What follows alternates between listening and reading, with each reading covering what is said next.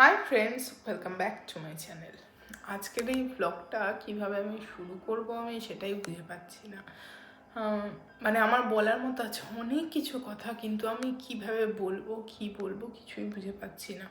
এই 2026-এর জুন মাসটা যে আমাদের জীবনে কীরকম বিপদ নিয়ে এসেছে আমি বলেও বোঝাতে পারবো না।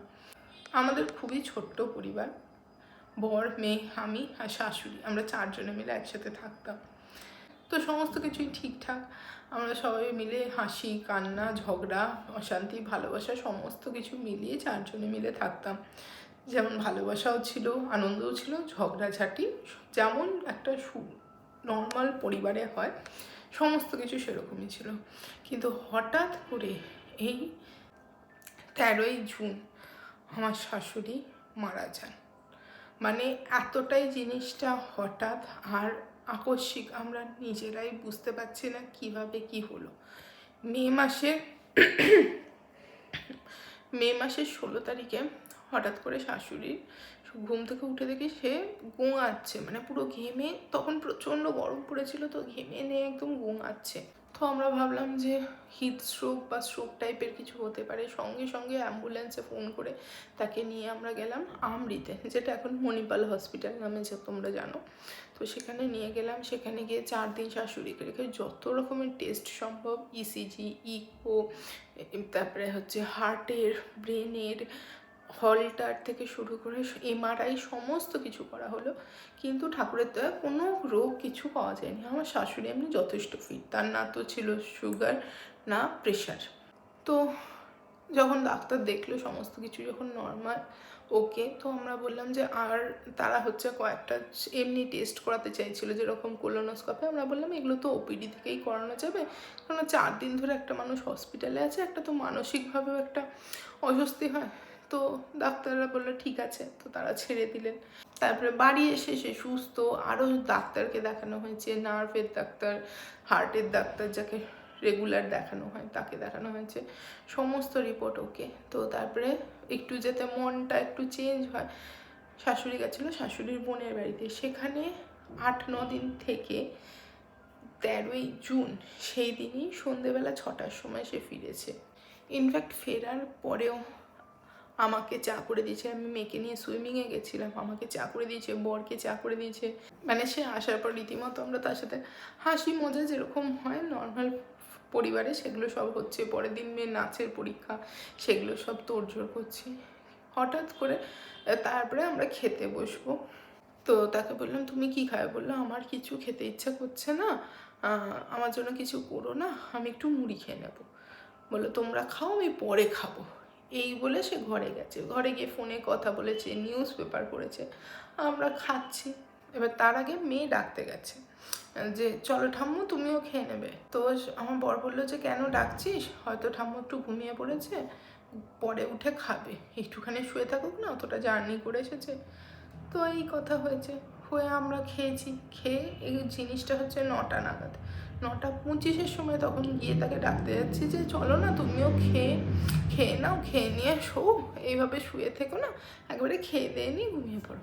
ডাকতে গিয়ে দেখে আসে সাড়া দিচ্ছে না। তারপরে কোনো প্রকারে তাকে নিয়ে আমরা আবার অ্যাম্বুলেন্সে করে গেলাম অ্যাপেলোতে। যখন যাচ্ছি তখনও রীতিমতো কাতরে কাতরে মানে আমার বরের নাম, আমার নাম, এগুলোও সমস্ত ডেকেছে। আমরা জানি আগের বারের মতো এবারও হসপিটালে নিয়ে গেলে সব ঠিক হয়ে যাবে, কিন্তু যে এবারে যে হসপিটালে নিয়ে গেলে তাকে যে আমরা নিয়ে আসতে পারবো না, এটা আমরা কল্পনাতেও ভাবিনি।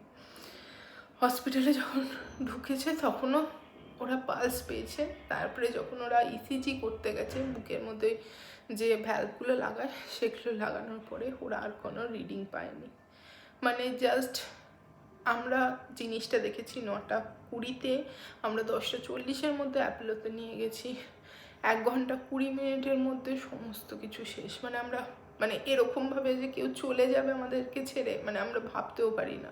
মানে আমাদের কাছে জিনিসটা এতটাই এতটাই হঠাৎ করে হয়েছে, আমরা নিজেরাও জিনিসটাকে বুঝে উঠতে পারছিলাম না।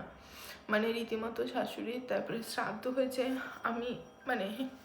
আমি কি বলবো, মানে আমরা যে কিভাবে কাজ করেছি আমরাই জানি, কারণ আমরা নিজেরাই কিছু বুঝতে পারছি না কি হচ্ছে আমাদের সাথে, কারণ আমরা পুরো বটবৃক্ষের ছায়াতে এতদিন ধরে ছিলাম। মানে শাশুড়ি মেন সংসারের সমস্ত কিছু করতো, রান্না থেকে শুরু করে। আমার শাশুড়ি যথেষ্ট অ্যাক্টিভ। আমি সে সকালবেলা মেয়ের ইনফ্যাক্ট স্কুলের ভাতটা পর্যন্ত করে রাখতো। আমি ঘুম থেকে উঠে মেয়েকে খাইয়ে দাইয়ে স্কুলে পাঠিয়ে দিতাম। মানে আমি তো অর্ধেক জিনিস ঘরে জানি না কোথায় কি থাকে, এরকম অবস্থা। সেই বটবৃক্ষের ছায়াটা পুরো আমাদের মাথার উপর থেকে চলে গেছে। মানে আমরা কোথায় কি করব, কিভাবে করব কিছু বুঝে পাচ্ছি না। কোনোভাবে তার কাজ করেছি, কিন্তু সেই কাজের কোনো ভিডিও বা কিছু আমার পক্ষে সম্ভব হয়নি যে আমি কিছু দেখাবো। এর মাঝখানেও রয়েছে আমার বোনের বিয়ে। তোমাদের ভেবেছিলাম খুব হাসি খুশির সাথে আমি খবরটা দেব, তারও আমি তো ওর বিয়ের যে সমস্ত পাকা কথা হয়েছে সেগুলোরও আমি ভিডিও করেছিলাম, কিন্তু সেগুলো যে আমি ভিডিওগুলো ছাড়বো সেই রকম ইচ্ছা বা মানসিকতা বা কোনো কিছুটাই আমাদের মধ্যে ছিল না। তো আজ রীতিমতো 1.5 মাস হয়ে গেছে। আজকে জুলাইয়ের 21 তারিখে গিয়ে আমি আবার ভিডিও করছি। মানে আমি এখনো অবধি মানে ঠিকঠাকভাবে এখনও মানে আমরা পরিবারের সবাই স্টেবল হয়ে উঠতে পারিনি, তবু চেষ্টা করছি সেই মানে নর্মাল জীবনে ফিরে আসা। তো শাশুড়ির শ্রাদ্ধ শান্তির তো কিছু আমি ভিডিও করতে পারিনি, তবে তার যে কিছু দোষ পায় না, সেই দোষ কাটানোর পুজো হয়েছিল, সেখানের কিছু আমি ছবি তুলেছি, সেগুলো তোমাদের সাথে শেয়ার করবো। তো তোমরা দেখো। আর কি বলবো আমি জানি না। তো এই যে দেখতেই পাচ্ছ আমাদের ঘরে ডাইনিংয়েই সমস্ত পুজোর অ্যারেঞ্জমেন্ট করা হয়েছিল। এখানে আমি এই যে ডাইনিংয়ে সমস্ত কিছু গুছিয়ে দিয়েছিলাম, আর এখানে শ্বশুর শাশুড়ি দুজনেরই ছবি আমি রেখেছিলাম পাশাপাশি, কেননা ওনাদের আশীর্বাদেই আজকে সমস্ত কিছু হবে। তো সেগুলোই সমস্ত হচ্ছিল। আর এইখানে এই দেখো অনেকজন 5 জন ঠাকুরমশাই এসেছিলেন, আর এখানে অনেক রকমের পুজো হচ্ছিল, যেরকম নারায়ণ পুজো হচ্ছিল, চণ্ডী পুজো হচ্ছিল, আর এখানে কালী পুজো হয়েছে, আর শিব পুজো হয়েছে, আর চণ্ডী পাঠও হচ্ছিল। তো আর এখানে ঠাকুরমশাইরা বললেন যে মেয়েকে যেহেতু এখানে চণ্ডী পুজো হচ্ছে, কালী পুজো হচ্ছে, মেয়েকে কুমারী করে ওনারা কুমারী পুজোও করেছিলেন। আর এই যে দেখতে পাচ্ছ এখানে নারায়ণ পুজো হচ্ছে। এখানে 1008টা তুলসীর পাতা দিয়ে নারায়ণের পুজো হয়েছিল, যেগুলো আমরা 3 জনে মিলে এই তুলসী পাতাগুলো বেচেছিলাম। 100টা করে বাঁচতে হয়েছিল। তো আমি কিছু, বর কিছু, মেয়ে কিছু, আমরা এরকম করে সবাই বেছেছিলাম। তো বেছে এখানে হচ্ছিল নারায়ণ পুজো। আর তারপরে এখানে মেয়েকেও সাজিয়ে দিয়েছিলাম। আমার ঘরে নতুন যে শাড়ি ছিল, আমি সেই শাড়ি পরিয়ে পায়ে আলতা দিয়ে আর যা ফুলের মালা ছিল সেগুলো দিয়ে মাথায় একটু মুকুটের মতো করে দিয়েছিলাম, আর হাতে একটুখানি দিয়ে পরিয়ে ওকে কুমারী মায়ের মতো করে সাজিয়ে দিয়েছিলাম। আর এখানেই দেখো প্রথমে ওর পুজো হলো, আর তারপরে যে আরতি হচ্ছে, আর বাকি ঠাকুরমশাইরাও ওকে একটু ফুল দেখো ছুঁড়ে ছুঁড়ে দিচ্ছিল। আর আমাকেও ঠাকুরমশাইরা বললেন যে তুমিও একটু কুমারী মায়ের পায়ে ফুল অর্পণ করে এসো। তো আমিও গিয়ে একটু কুমারী মায়ের পায়ে ফুল অর্পণ করে এলাম। আমি বর দুজনেই করেছিলাম কুমারী মায়ের পায়ে ফুল অর্পণ। তো এই দেখো এত সুন্দর লাগছিল পুজোটা যখন হচ্ছিল, কি বলবো। তো এখানে এইভাবে কুমারী পুজো হলো। আর বাকি সমস্ত পুজো তো দেখছোই তোমরা, সমস্ত কিছু ধীরে ধীরে এগোচ্ছে। তো মানে একা হাতে সমস্ত কিছু সামলানোটা একটু কষ্টকর ছিল, তবুও আস্তে আস্তে সমস্ত কিছু করছি। হয়তো বড়দেরই আশীর্বাদ, সবার আশীর্বাদ রয়েছে বলেই আমি করতে পারছি আজকে সমস্ত কিছুটা একা হাতে। না হলে এত কিছু পুজো একা হাতে করা তো খুব একটা মানে সম্ভব ব্যাপার বলে তো মানে আমার মনে হয় না। যাই হোক, বড়দের আশীর্বাদ, শ্বশুর শাশুড়ি সবার আশীর্বাদ রয়েছে বলেই সম্ভব। শুধু যদি আমার শাশুড়ি মা থাকতেন তাহলে আমার মেয়েকে এরকম কুমারী সাজে দেখতে উনি খুবই ভালোবাসতেন। তো যাই হোক, তিনি ওপর থেকে দেখছেন আর আশা করি আশীর্বাদও করছেন যে মেয়েটা যেন বড় হয়, মানুষ হয়। কি বলবো, মানে আমি জানি না এখন যে বলছি, এখন বলতে গেলেও আমার খুবই একটা মানে কি বলবো, এখনও সেই জিনিসটা এখনও কাটিয়ে আমরা উঠতে পারিনি। আমাদের এই জিনিসটা কাটাতে টাইম লাগবে, কেননা একজন মানুষ যে 10 মিনিট আগে পর্যন্ত আমাদের সাথে কথা বলেছে, সে যখন মানে 10 মিনিটের মধ্যেই সব শেষ, কি বলবো। আর এই দেখো মেয়ের যখন আলতা, যে দুধে আলতা থালা ছিল না, সেই দুধে আলতার থালা থেকে পা তুলে যখন গেছে, এই মেয়ের পায়ের ছাপ পড়েছে। আর ঠাকুরমশাইরা বললেন ওর পায়ের ছাপ খুব সুন্দর, একদম লক্ষ্মীমন্ত ছাপ পেয়েছে। তো এইখানে ওর পায়ের ছাপ আমাকে তারপরে সেগুলো বললেন একটু মানে নমস্কার করে নিতে, আর তারপরে আমি ওগুলো সব পরিষ্কার করে দিয়েছিলাম। এবার হচ্ছে এখানে বলি, এখানে 3টে বলি দেওয়া হয়েছিল, 2টো চাল কুমড়ো আর একটা কলা। এখানে দেখো সমস্ত বলিগুলো হচ্ছে, আর বলির পরে এখানে শুরু হলো হোম। এখানে প্রায় 3 কেজির ওপরে কাঠের বেল কাঠ দিয়ে হয়েছে হোম, আর অনেক লেগেছিলো বেলপাতা। তো এই দেখো সমস্ত এই যে এখানে হোম হচ্ছে, আর এত হোমের শিখা ওপর অব্দি উঠেছিল কি বলবো। এই দেখো, আর ঘরটা তো আমার পুরো একদম সেই কি বলবো, সেই হোমের গন্ধ, ফুলের গন্ধ, সমস্ত কিছু মিলে ঘরের একটা আলাদাই রকমের যেন পুরো অ্যাম্বিয়েন্সটা হয়ে গেছে কি বলবো।